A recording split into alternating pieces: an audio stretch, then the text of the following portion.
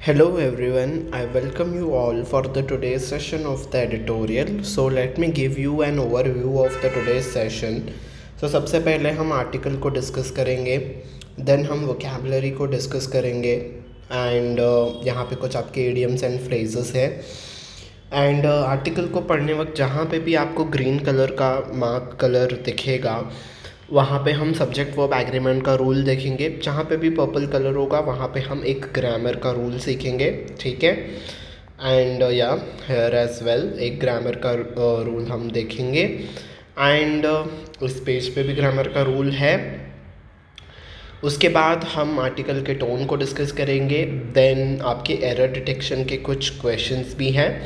So yes हम वो भी करेंगे, ठीक है। सो ये आपका सेशन बहुत ही कॉम्प्रिहेंसिव होगा, तो बहुत अच्छे से पढ़ेंगे, लास्ट तक बने रहिएगा इस सेशन के साथ, ठीक है। तो आर्टिकल क्या कहता है? Historic hearing. हियरिंग होता है आपका जो कोर्ट में सुनवाई होती है ना, हम सुनवाई को हियरिंग कहते हैं। तो हिस्टोरिक इज़ बहुत ही हिस्टोरिकल हियरिंग हुई है। ये आपका आर्टिकल इसराइल और हमास का जो वार चल रहा है उसके ऊपर साउथ अफ्रीका ने इसराइल के ऊपर केस कर दिया है कि आप जो भी मिलिट्री ऑपरेशंस कर रहे हो गज़ा में वो गलत कर रहे हो। तो उसके ऊपर इंटरनेशनल कोर्ट ऑफ जस्टिस में केस चल रहा है, उसी सुनवाई की यहाँ पे बात हो रही है, ठीक है। On the preliminary hearing, preliminary शुरुआती, तो शुरुआती जो सुनवाई हुई थी एट द हेग। हेग आपकी एक जगह है जहाँ पे ये सेशन जहाँ पे ये सुनवाई चल रही है, ठीक है। तो इसराइल के ऑन इसराइल तो सुनवाई चल रही थी हेग में, किसके ऊपर? इसराइल के ऊपर जो सुनवाई हुई, ठीक है। तो वहाँ पे एक हिस्टोरिकल सुनवाई हुई। हम आगे आर्टिकल में पढ़ेंगे कि क्या क्या तर्क और वितर्क रखे गए थे दोनों पार्टीज़ के तरफ से। A provisional order by the ICJ. Provisionally जो परमानेंट नहीं होता है, ठीक है। इंटरमीडिएट ऑर्डर हम कह सकते हैं जो कि दिया गया है ICJ. ICJ is international court of justice. तो इसराइल के ऊपर उन्होंने जो ऑर्डर दिया है, सो दिस ऑर्डर, इस ऑर्डर के लिए यहाँ पे विल लिखा है। So this order will cast shadow. Cast shadow करना इज़ उस पे ऊपर कुछ कास्ट शैडो इज उसकी इम्पोर्टेंस को कम कर देना या फिर उसको अफेक्ट करना। तो किस चीज़ को अफेक्ट करेगा? On the legitimacy of its war. तो इसराइल जो वार कर रहा है ना उसकी जो लीगैलिटी है, लेजिटिमेसी वो कितना लीगल है। तो इसराइल हमेशा कहता आ रहा है कि जो वॉर कर रहा है वो बहुत ही लीगल तरीके से कर रहा है। तो वो जो लीगल सेंस है ना जो इसराइल मान रहा है उस लीगल सेंस पे अफेक्ट करेगा, ठीक है। कास्ट शैडो इज अफेक्ट करना। तो इसराइल के उस लीगल सेंस पे, उस बात पे कि वो लीगल तरीके से वहाँ पे मिलिट्री ऑपरेशंस कर रहा है, उसको भी बहुत ही अफेक्ट करेगा, ठीक है। फर्स्ट वर्ड इज़ वोकैबुलरी की तरफ हम चलते हैं। First word is Garner. Garner आपका एक वर्ब होता है, ठीक है, जिसका मतलब होता है to collect something usually after much work और विथ डिफ़िकल्टी, ठीक है। तो जब भी आप किसी चीज़ को इकट्ठा करते हो बहुत ही मुश्किल के बाद, हम उसे गार्नर करना कहते हैं, ठीक है। Next word is apartheid. Apartheid आपका एक नाउन होता है जिसका मतलब है रंग भेद। सो कास्ट के ऊपर, कलर के ऊपर, ठीक है, उनकी कौन सी क्रीड है, कास्ट और क्रीड के ऊपर डिफ्रेंशिएट करना बिटवीन, ये यूजुअली अफ्रीका में होता था। ब्लैक्स और वाइट्स के बीच में डिफ्रेंशिएशन किया जाता था।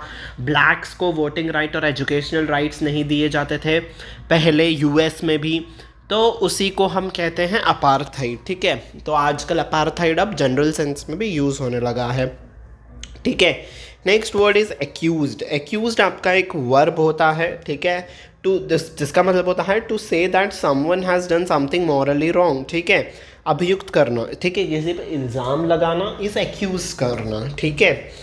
Next genocide. जेनोसाइड आपका एक नाउन होता है जिसका मतलब होता है नरसंहार, ठीक है, मास मर्डर, ठीक है, एक साथ कई लोगों को मार देना इस जेनोसाइड, ठीक है।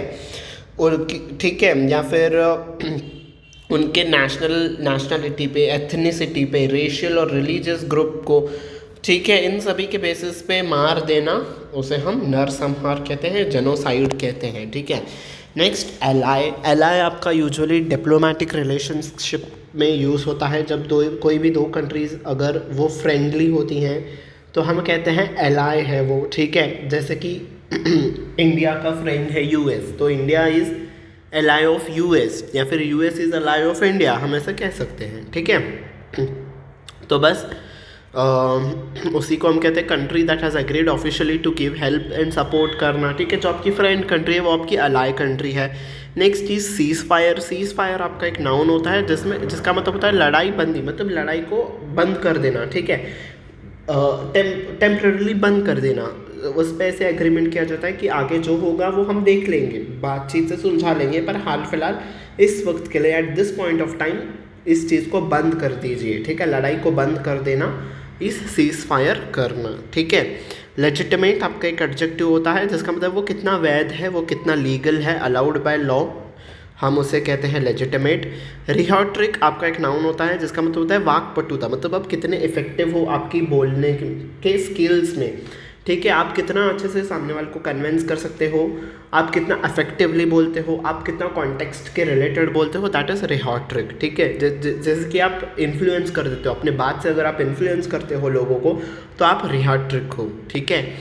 ओके, नेक्स्ट कुछ इडियम्स और फ्रेजेस देख लेते हैं। क्वाइट अ बिट का मतलब होता है अ लॉट, ठीक है। मतलब अगर हमें बोलना है कि बहुत सारा तो हम कहेंगे a quite a bit. Next is wipe something out, अगर इसका मतलब होता है टू डिस्ट्रॉय समथिंग कम्प्लीटली। हमने क्रिकेट में पढ़ा है ना, वाइप आउट हो जाती है सीरीज़, मतलब कम्प्लीटली उनको हरा देते हैं, तो यहाँ पे कम्प्लीटली डिस्ट्रॉय करने का मतलब होता है wipe something out. Play down का मतलब होता है to make something seem less important और less badly than really is, तो वो जितना इम्पोर्टेंट है उसको कम आंकना, उसको कम इम्पोर्टेंस देना इज़ प्ले डाउन करना। वे ऑन समवन का मतलब होता है टू मेक समवन सैड और डिप्रेस, ठीक है। तो किसी को आप डिप्रेस कर दे रहे हो, सैड कर रहे हो, तो आप वे ऑन समवन कर रहे हो। Next is Holocaust. होलोकास्ट का मतलब होता है जेनोसाइड, जो कि किया गया था यूरोपियन ज्यूज़ के ऊपर वर्ल्ड वार 2 के दौरान, ठीक है। तो होलोसाइड और होलोकॉस्ट और जेनोसाइड दोनों साइमल्टेनियसली हम इंटरचेंजेबली यूज़ कर सकते हैं, ठीक है। ड्रॉ अपॉन का मतलब होता है मेक यूज़ ऑफ समथिंग, अगर आप किसी भी चीज़ का यूज़ कर रहे हो तो आप ड्रॉ अपॉन कर रहे हो, ठीक है।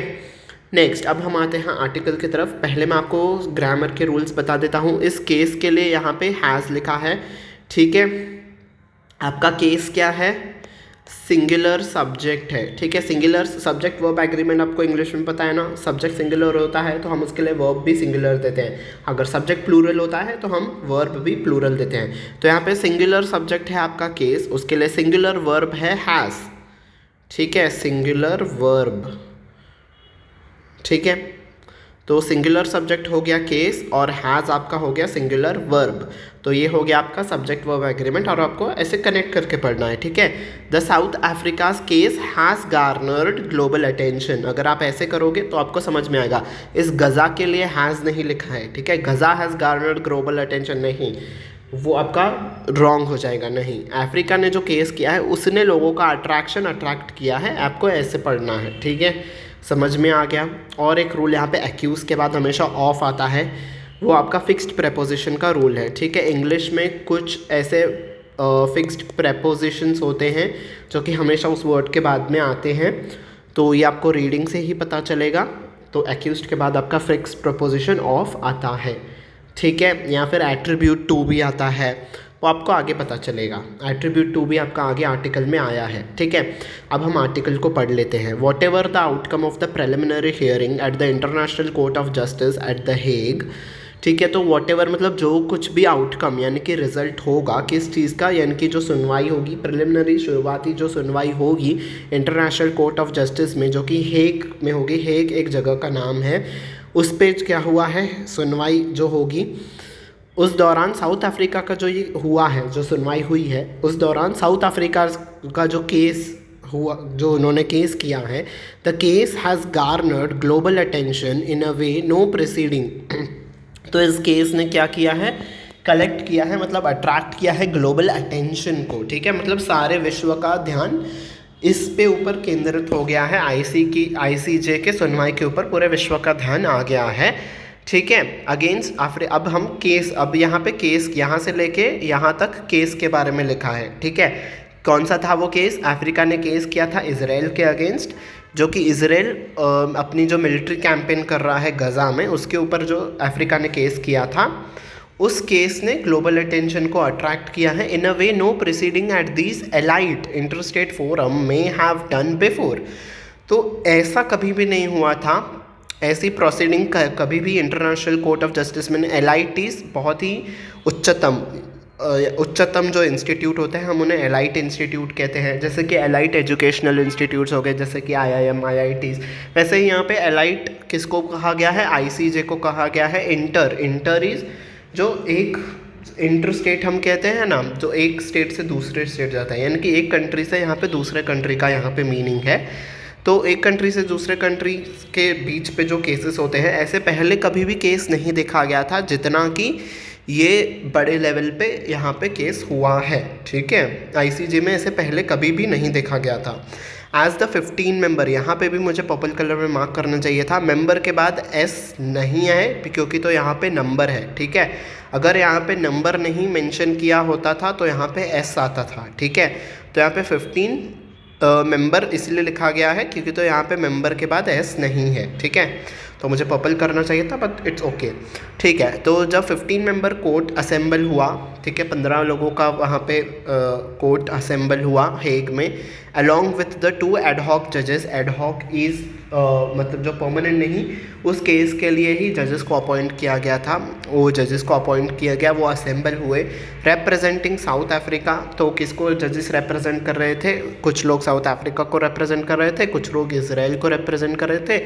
क्वाइट अ बिट इज़ बहुत ज़्यादा, a lot of history has been weighed on the parties, weighed on is sad कर देना, डिप्रेस कर देना। तो ऐसी कई सारी वहाँ पे घटनाएं हुई हियरिंग के दौरान, जहाँ पे दोनों ही पार्टीज़ को, साउथ अफ्रीका और इजराइल को, बहुत ही डिप्रेस्ड सा फील हुआ, ठीक है। मतलब कुछ भी कंक्लूजन नहीं निकला इस पे भी। तो दोनों ही पार्टीज़ डिप्रेस सी फील हो गई। Of the 2 countries on either side of the dispute, तो दोनों ही कंट्रीज़ का डिस्प्यूट के ऊपर क्या कहना है अब वो कहेंगे, ठीक है। Whether the Gaza war is aimed at wiping out the people, तो ये क्वेश्चन है कि वेदर इस क्वेश्चन पूछ रहे हैं क्या गजा का वार है जो आप कर रहे हो वार, उसका एम क्या वाइप आउट करना है पीपल को, मतलब वहाँ के जो लोग हैं उनको कम्प्लीटली डिस्ट्रॉय करना है, क्या ये आपका एम है।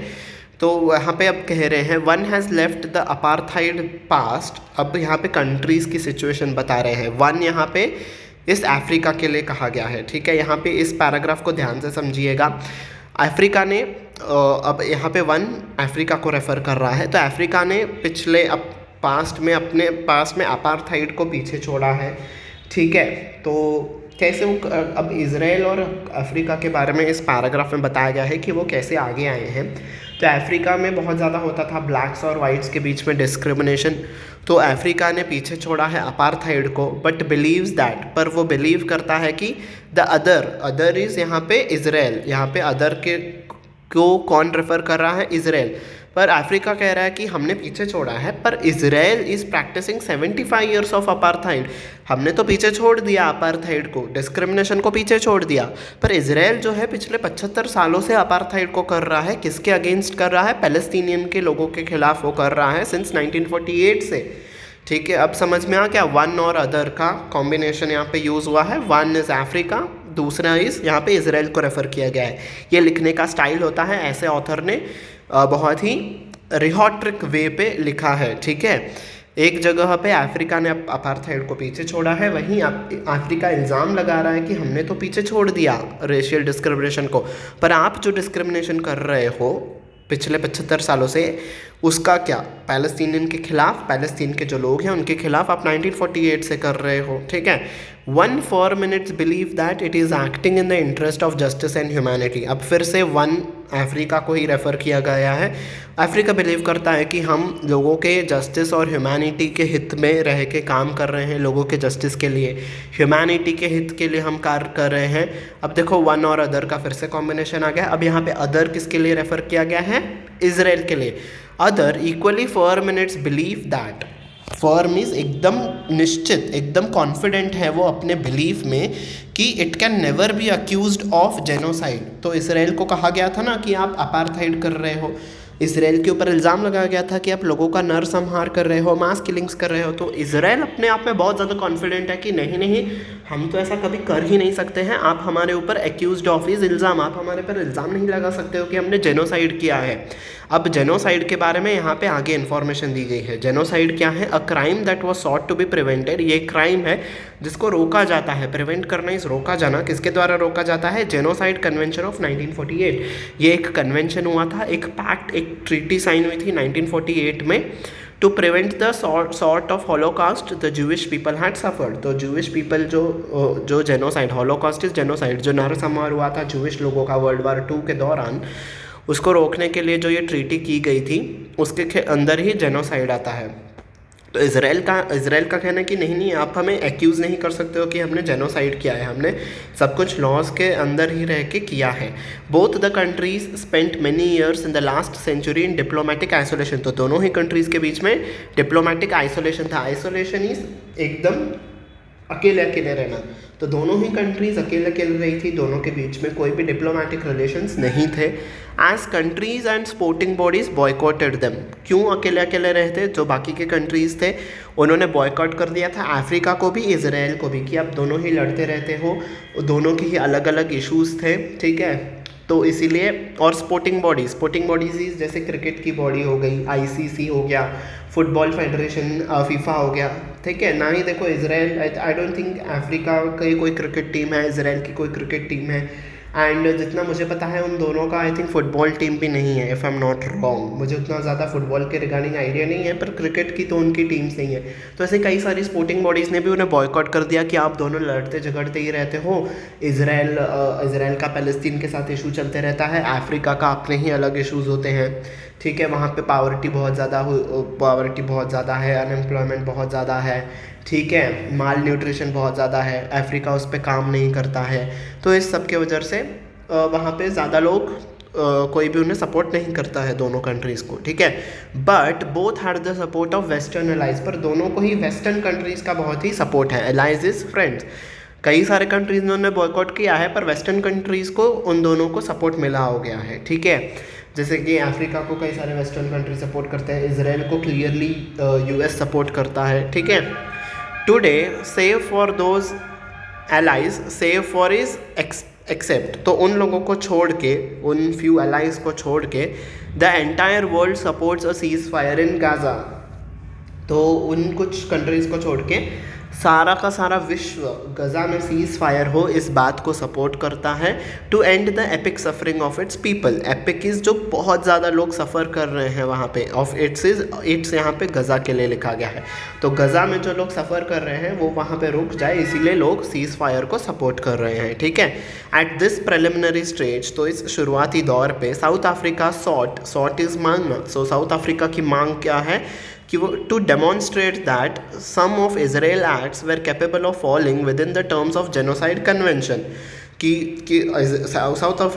साउथ अफ्रीका ने कहा है कि इजराइल ने जो कुछ एक्ट्स किए हैं, जो कार्य किए हैं, वो कैपेबल हैं, मतलब वो फॉल करने चाहिए with in the terms of genocide convention. तो जो ट्रीटी हुई थी उस कन्वेंशन में वो फॉल करते हैं, यानी कि इजराइल ने जेनोसाइड किया है, नरसंहार किया है, and that there was genocidal intent behind its act. और उसके इंटेंट में भी, ठीक है, मतलब उनका इंटेंशन जो था उनको करने, जो इजराइल का एम था वहाँ पे मिलिट्री ऑपरेशन करने का, वो उनका इंटेंट ही लोगों को मारने का था, ठीक है। तो इजराइल के ऊपर अब रेस्ट्रिक्शंस लगाया जाए, ऐसा साउथ अफ्रीका कह रहा है, ठीक है। अब यहाँ पे इट किसके लिए लिखा गया है? साउथ अफ्रीका के लिए। It relied on data. तो साउथ अफ्रीका रिलाई किया, मतलब किसके ऊपर वो ये सब बातें कह रहा था, किसके ऊपर डिपेंड रह के। रिलाई करना इज डिपेंड करना। तो किस बेसिस पे साउथ अफ्रीका ये सब कह रहा था? उसको डेटा मिला था on the deaths and destruction and the collapse of civilian life. तो जो डेथ्स हुई थी गज़ा में और जो डिस्ट्रक्शन हुआ था, गज़ा में बिल्डिंग्स डिस्ट्रॉय की गई थी, और कोलैप्स ऑफ सिविलियन लाइफ, वहाँ पे सिविलियनिस्ट जो आम जनता है, लोग वहाँ पे, उनकी ज़िंदगी पे खतरा आ गया था, कई सारे लोग मारे गए हैं। एंड हेल्थ इंफ्रास्ट्रक्चर इन गज़ा, ठीक है। कोलैप्स अब किसके लिए? कोलैप्स इस सिविलियन लाइफ के लिए और इंफ्रास्ट्रक्चर के लिए, हेल्थ इंफ्रास्ट्रक्चर के लिए कॉमन है, ठीक है। तो किस चीज़ का कोलैप्स हुआ था? सिविलियन लाइफ का, लोगों की ज़िंदगी ख़त्म हो गई थी, और हेल्थ इंफ्रास्ट्रक्चर का भी कोलैप्स हुआ था, ठीक है।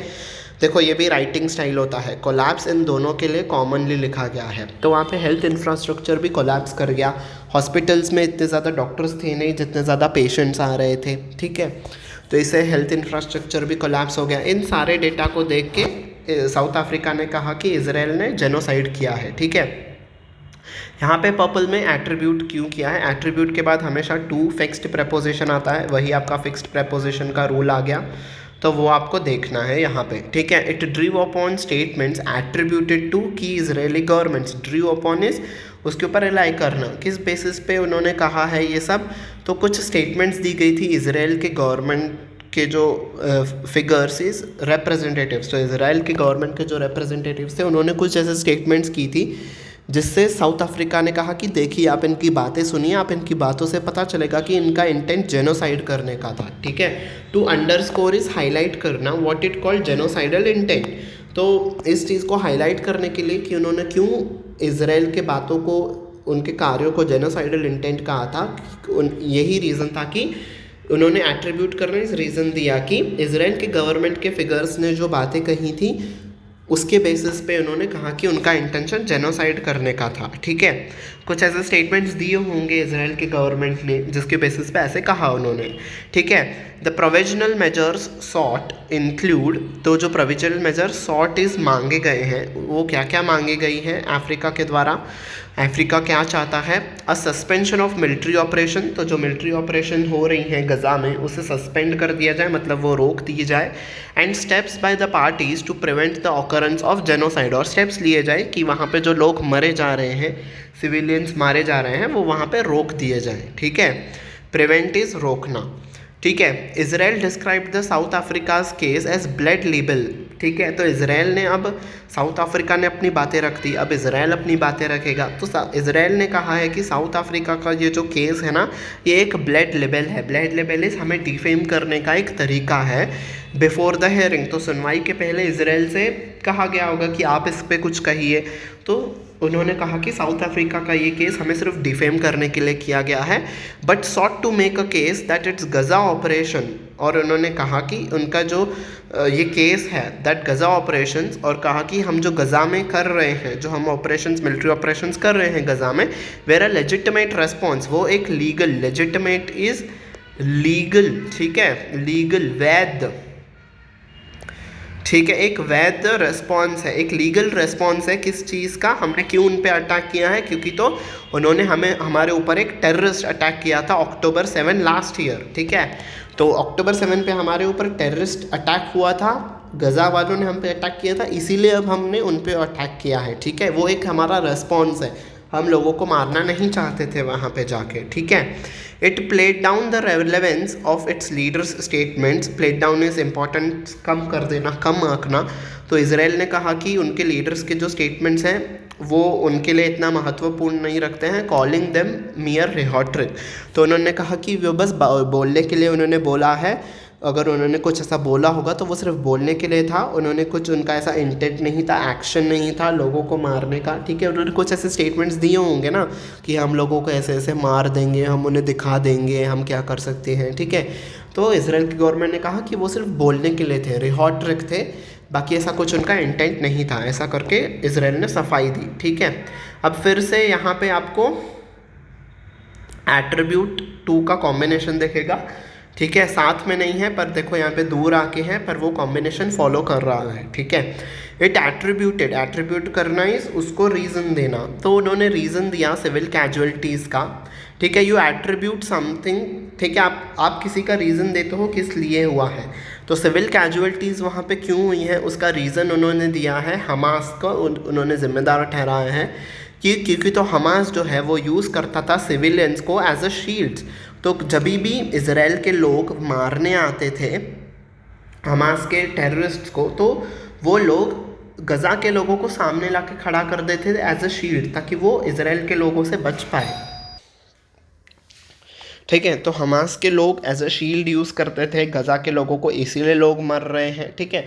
अब जब सामने ला के वो खड़ा कर देंगे तो उनको मारने के लिए इजराइल वालों को गज़ा के सिविलियंस को भी मारना होगा, एंड वो हॉस्पिटल्स को यूज़ करते थे एज स्टोरेज फॉर एक्सप्लोजिव, बम वम रखने के लिए वो हॉस्पिटल्स को भी यूज़ करते थे, ठीक है। हमने न्यूज़ चैनल्स में देखा होगा ना कि इजराइल के लोग गज़ा के हॉस्पिटल्स पे भी अटैक कर रहे हैं, क्यों, क्योंकि तो इसराइल वाले कहते थे कि हमास के लोग जो है ना वो सब अपना एक्सप्लोजिव्स जो है, एक्सप्लोजिव्स जो बम वाले जो सामान होते हैं, बंदूक, वो सब हॉस्पिटल्स में छुपा के रख रहे हैं। और इसराइल के जो लोग हैं वो खुद भी हॉस्पिटल्स के नीचे अंडरग्राउंड सुरंगें बना के वहाँ पे छुपे हुए हैं, इसीलिए वो लोग हॉस्पिटल्स पे भी कार्रवाई कर रहे हैं। ऐसा इसराइल के स्टेटमेंट्स में आया था, ठीक है।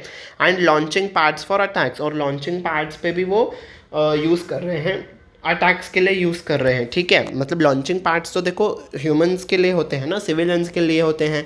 लॉन्चिंग पैड्स ही जहाँ से प्लेन्स टेक ऑफ करते हैं और लैंड करते हैं, वहाँ पे भी हमास के लोग यूज़ कर रहे हैं अपनी गतिविधियों का। तो वो कह रहे हैं कि हम मारना नहीं चाहते हैं, हमास के लोग ही इस वॉर में गज़ा के लोगों को लेके आ रहे हैं, इसीलिए वहाँ पे कैजुअल्टीज़ हो रही हैं। कैजुअल्टीज़ इज़ मरना, और सिविलियन इज़ आम जनता का मरना, इसीलिए आम जनता वहाँ पे मर रही है, क्योंकि तो हमास उनको एज अ शील्ड यूज़ कर रहा है, हम नहीं मारना चाहते हैं उनको, ठीक है। Okay, the issue before the court is quite straight forward, सारी चीज़ें कोर्ट के सामने स्ट्रेट फॉरवर्ड, सारी की सारी चीज़ें सामने हैं कोर्ट के। But the larger concern is, पर सबसे बड़ी चिंता, कंसर्न इज चिंता, सबसे बड़ी चिंता ये है कि whether the Israel will abide by, देखो अबाइड के बाद भी हमेशा बाय आता है, तो अबाइड बाय इज़ फॉलो करना, कि क्या इसराइल फॉलो करेगा एनी प्रोविजनल मेजर। तो कोर्ट अगर कुछ कहता भी है कि इसराइल आप ऐसा ऐसा कीजिए, आप बंद कर दीजिए, तो क्या इसराइल मानेगा, ये सबसे बड़ी चिंता है। क्यों ये चिंता है? अब देखो यहाँ पे रशिया, अचानक से आप सोचोगे कि रशिया क्यों आया, अब ये इस बात से जुड़ा है, इसीलिए यहाँ पे रशिया आया है। Russia ignored an ICJ order to suspend its operation in Ukraine in March 2022। देखो रशिया और यूक्रेन के बीच में भी वॉर हो रहा था, तभी भी ICJ ने रशिया से कहा था कि आप बंद कर दो सारे वॉर को, पर रशिया ने नहीं माना था। तो अभी भी यही बात चिंता की बात बनी हुई है कि इस बार क्या इसराइल मानेगा, क्या रशिया जैसे अगर उसने भी इग्नोर कर दिया तो क्या होगा, ठीक है। However there is a little, देखो लिटिल क्या होता है, जब भी मुझे यहाँ पे ये पर्पल कलर में करना चाहिए था, लिटिल इज़ ना के बराबर, और जब भी अ लिटिल आता है मतलब उसका मतलब होता है कुछ तो, ठीक है, कुछ तो मतलब थोड़ा कुछ, और जब सिर्फ लिटिल होता है उसका मतलब होता है ना के बराबर। तो ये ना के बराबर डाउट है, मतलब हम पक्का से ये बात कह सकते हैं कि any provisional measure will cast a shadow on the legitimacy of the Israel's Gaza war. तो कोई भी अगर ऑर्डर देती है इंटरनेशनल कोर्ट ऑफ जस्टिस, तो वो उसकी गजा जो ये मिलिट्री ऑपरेशन कर रहा है, सॉरी इसराइल जो गजा के ऊपर मिलिट्री ऑपरेशन कर रहा है उसके ऊपर एक कास्ट शैडो आ जाएगा, मतलब उसके लीगैलिटी पे एक धब्बा आ जाएगा, है ना। जब इंटरनेशनल कोर्ट ऑफ जस्टिस कहेगा कि भाई आप बंद कर दो, मतलब ये बात साफ साफ हो जाएगी ना कि इसराइल गलत कर रहा है, ठीक है। तो जो ये इसराइल कहते आ रहा है कि हम लीगली कर रहे हैं, तो अगर इंटरनेशनल कोर्ट ऑफ जस्टिस से कोई भी ऑर्डर आता है तो उनकी लीगैलिटी पे एक धब्बा आ जाएगा कि भाई इसराइल ने गलत कर दिया, ठीक है। तो this was the today's article, ठीक है। अब हम आते हैं टोन के तरफ। What is the tone of today's article, बताइए, ठीक है। ये आपका टोन वाला क्वेश्चन RC में भी, रीडिंग कॉम्प्रिहेंशन में जो आपका क्वेश्चन आते हैं उसमें पूछा जाता है कि क्या है आर्टिकल की टोन। तो बताइए मुझे, आज का आपने आर्टिकल पढ़ा, क्या है आपके आज के आर्टिकल की टोन, जल्दी से बताइए मुझे, कमेंट सेक्शन में भी आप बता सकते हैं। Yes, so the analytical is the tone of today's article. हम पूरे का पूरा एनालाइज कर रहे हैं ICJ ने जो सुनवाई की है, जो साउथ अफ्रीका का तर्क वितर्क है, इसराइल ने जो कहा है, उनकी सारी बातों को हमने एनालाइज किया है। So analytical is the tone of today's article. अब यहाँ पे आपका एक सेंटेंस है जो कि 5 पार्ट्स में बटा हुआ है, A B C D और E। तो अगर आपका एरर है किसी भी पार्ट में तो आपको बताना है कहाँ पे एरर। अगर आपको लगता है कि सारे के सारे सेंटेंस करेक्ट हैं तो नो एरर आपका आंसर होगा। तो जल्दी से बताइए क्या होगा इस क्वेश्चन का आंसर।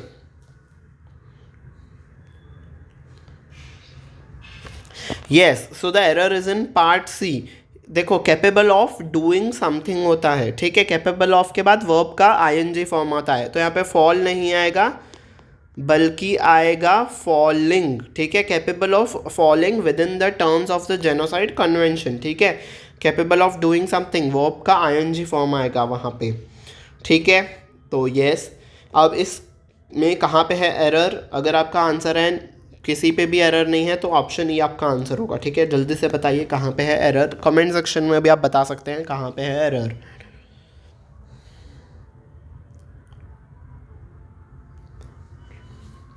यस देखो मैंने आपको बताया ना कि एट्रीब्यूट के बाद हमेशा टू आता है, चाहे वो कितना भी दूर लिखा हो।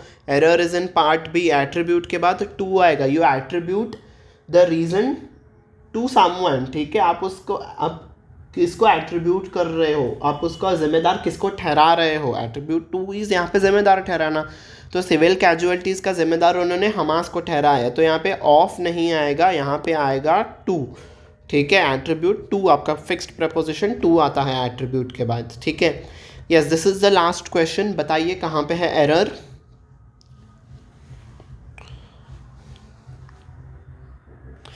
यस यहाँ पे एरर है पार्ट सी में, यहाँ पे सीक नहीं आएगा, सॉट आएगा, ठीक है। ये बात ऑलरेडी की जा चुकी है, पास्ट में हो चुकी है। डिस्क्राइब देखो यहाँ पे वर्ब का सेकेंड फॉर्म है ना, तो यहाँ पे भी आपको सीक का सेकेंड फॉर्म ही आएगा, ठीक है। रूल ऑफ पैरेललिज्म को आपको फॉलो करना होता है, ठीक है। इसके अकॉर्डिंग यहाँ पे सॉर्ट ही आएगा, ठीक है। So this was it for the today's session. Hope you have liked it. If you have liked it don't forget to hit on the like button, ठीक है। और अपने फ्रेंड्स के साथ भी इस सेशन को शेयर करिएगा, बिकॉज इंग्लिश लैंग्वेज सभी को हेल्प करती है, चाहे वो एसएससी के लिए प्रिपेयर कर रहे हो, यूपीएससी हो, बैंकिंग हो, रेलवेज हो, ठीक है। अब यूआईसीसी एओ का एग्ज़ाम होगा, एनआईसीएल का एग्ज़ाम होगा, ठीक है। तो सारे रेलवेज का एग्ज़ाम होगा, तो सारे एग्ज़ाम्स में जहाँ पे भी उनको इंग्लिश का हेल्प होगा, यूज़ होगा, उनके लिए ये सेशन बहुत ही हेल्पफुल प्रूव करेगा। बिकॉज हमने वोकैब डिस्कस की, ठीक है, सब्जेक्ट वर्ब एग्रीमेंट देखा, फिक्स्ड प्रेपोजिशन के रूल्स को देखा, एरर डिटेक्शन के क्वेश्चंस को किया, आर्टिकल के टोन को डिस्कस किया, ठीक है। तो इससे बहुत सारी नॉलेज उनको मिलेगी, ठीक है। तो यस सभी फ्रेंड्स के साथ शेयर करिएगा। इनफैक्ट आप अपने फैमिली मेम्बर्स के साथ भी शेयर कर सकते हो, ताकि उनको भी पता चले, जनरल नॉलेज भी इंक्रीज़ होगा कि भाई इजराइल गजा वार का जो ये मोड है कहाँ पे रुख ले रहा है, ठीक है। So don't forget to hit on the like button, share कर दीजिएगा और सब्सक्राइब बटन पे भी प्रेस कर दीजिएगा, ताकि आने वाले सारे क्लासेस की नोटिफिकेशन आपको टाइम टू टाइम मिलती रहे, ठीक है। So yes until we meet next time, bye bye everyone and take care.